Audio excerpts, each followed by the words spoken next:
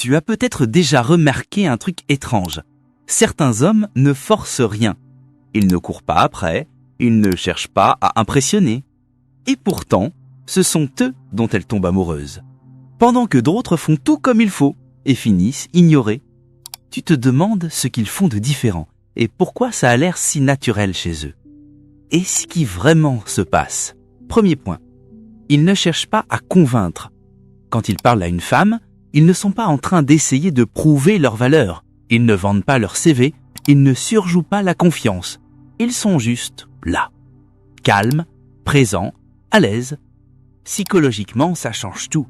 Parce que quand un homme essaie trop, il envoie un message invisible « J'espère être suffisant ».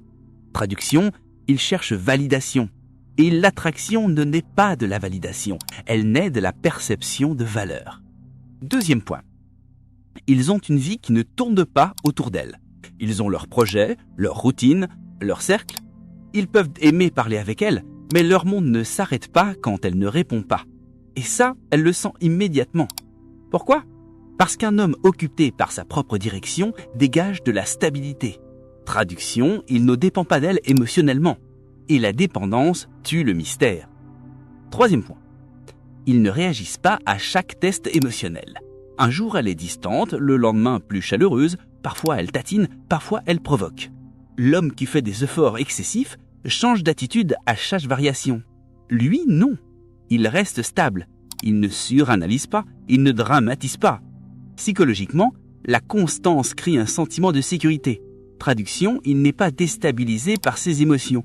Et ça devient magnétique. Quatrième point, ils savent partir quand quelque chose ne leur convient pas.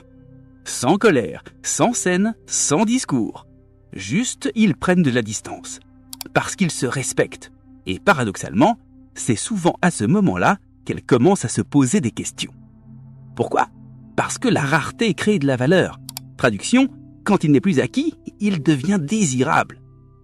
Cinquième point, ils apprécient, mais ils ne poursuivent pas. Ils montrent de l'intérêt, ils peuvent complimenter, ils peuvent inviter. Mais s'ils sentent que l'énergie n'est pas réciproque, ils ralentissent. Pas par stratégie, par dignité. Et ça change la dynamique, parce que l'attraction grandit quand elle choisit aussi, pas quand elle est convaincue. Maintenant, on comprend une chose. Un seul de ces comportements peut être une coïncidence, mais quand ils deviennent un pattern, c'est là que l'attachement commence à se construire. La plupart des hommes pensent qu'il faut faire plus. En réalité, il faut souvent faire moins. Moins de pression, moins de poursuite, plus de solidité. Et si tu veux vraiment comprendre ce qui se passe quand tu arrêtes de courir après, et pourquoi c'est souvent là qu'elle commence à se rapprocher, on en parle dans le prochain.